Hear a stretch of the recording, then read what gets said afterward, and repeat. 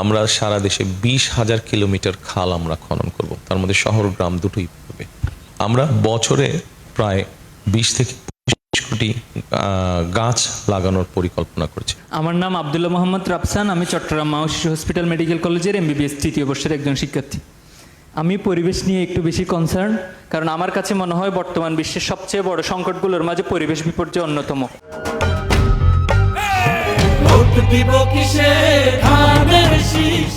কিন্তু আমরা দেখি আমাদের পলিটিশিয়ান এবং পলিসি মেকাররা এ বিষয়ে খুব বেশি কথা বলেন না। কিন্তু এই বিষয়টা আমাদের অর্থনীতি, স্বাস্থ্য এবং কৃষির সাথে গভীরভাবে জড়িত। যেমন আমার কৃষক যদি সেচের পানি না পায়, আর শহর অঞ্চলে তো আমরা বিশুদ্ধ বাতাস একদম পাই না বললে চলে।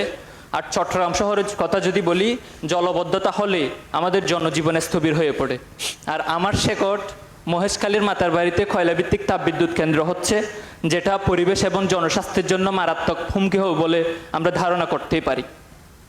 তো আপনার কাছে আমার প্রশ্ন, আপনি তো আমাদের এক নতুন বাংলাদেশের স্বপ্ন দেখাচ্ছেন। অর্থনৈতিক এত উন্নয়নের চাপে পরিবেশ সুরক্ষায় আপনিও আপনার দল বিএনপির কোনো সুনির্দিষ্ট পরিকল্পনা আছে কিনা? আছে, আমাদের পরিকল্পনা আছে। বসুন, আপনি বসেন। আপনার প্রশ্নের মধ্যে কয়েকটা প্রশ্ন আছে, ABCD বোধহয় 3টা কি 4টা প্রশ্ন আছে আপনার। প্রথমত আসেন, জলাবদ্ধতার কথা বলেছেন। আমরা মোটামুটিভাবে পরিকল্পনা নিয়েছি। এই জলাবদ্ধতা আপনার চট্টগ্রাম শহরে যেরকম আছে, বিভিন্ন জেলা বা উপজেলায় আছে, ঢাকা শহর সব বড় শহর সবগুলোতে আছে। এই জলাবদ্ধতা সামগ্রিকভাবে যেন আমরা চিন্তা করি, এই জলাবদ্ধতাকে কাটানোর জন্য আমাদের একটা কাজ করতে হবে, সেটা হচ্ছে যে খাল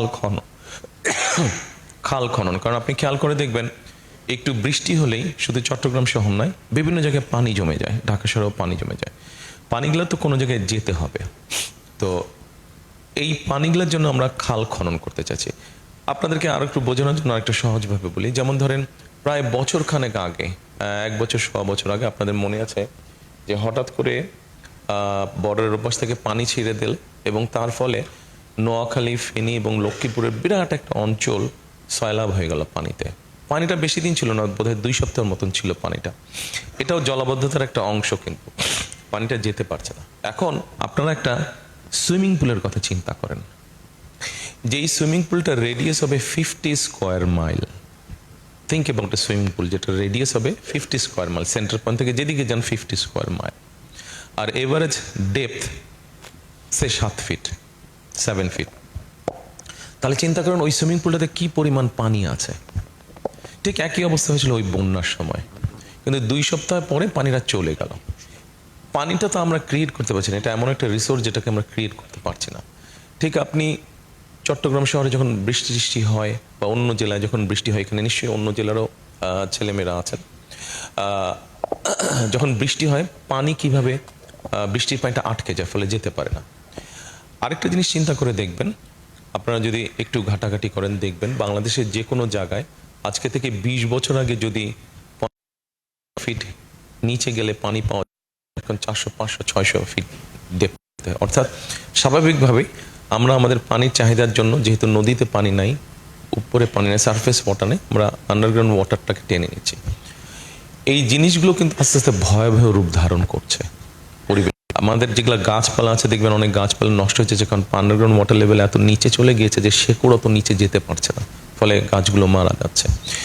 যেটা আপনি বললেন আপনার প্রশ্নে, যে এনভায়রনমেন্টের যে সমস্যাটা, এটা আরেকটা সমস্যা। সো অনেক কিছু হয়তো করার আছে, বাট বেসিক যে জিনিসটা আমাদের জন্য হবে, জলাবদ্ধতা কাটানো এবং পানিটাকে ধরে রাখা। ওই যে বললাম নোয়াখালী অঞ্চলে যে বন্যাটা হয়েছিল, এই পানিটাকে যদি আমরা খালের মধ্যে ধরে রাখতে পারতাম, তাহলে পানিটাকে আমরা কাজে ব্যবহার করতে পারতাম।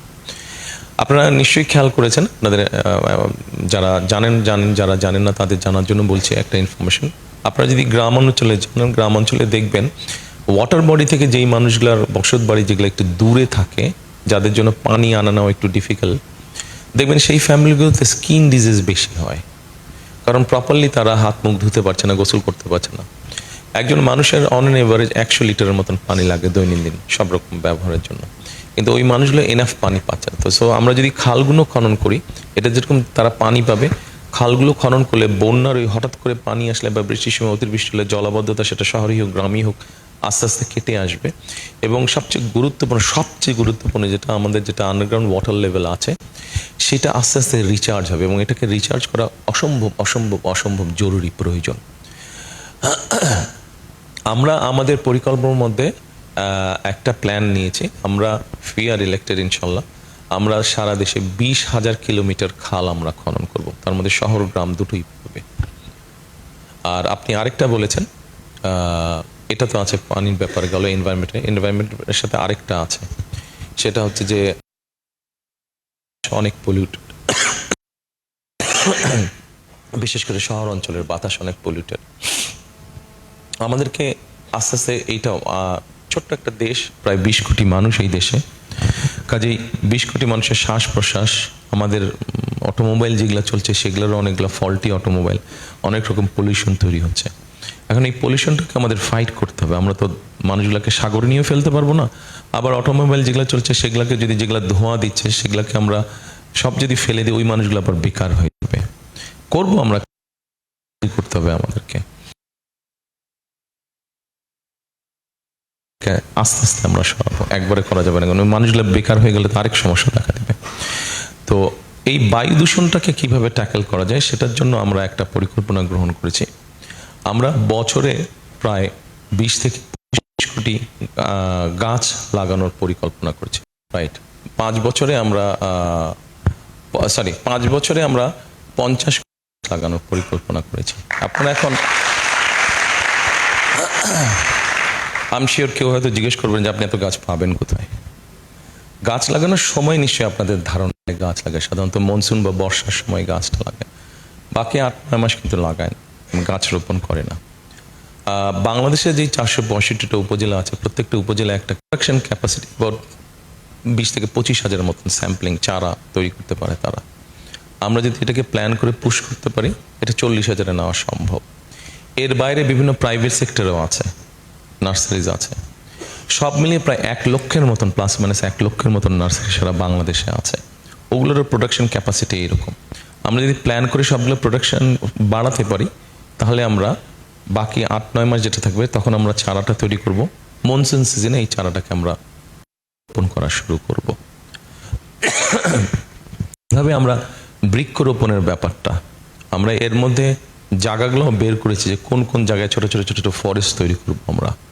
স্যাটেলাইট দিয়ে, এখন স্যাটেলাইটের ইমেজ দিয়ে এখন অনেক কিছু করা যায়, আপনি বের করে ফেলতে পারবেন।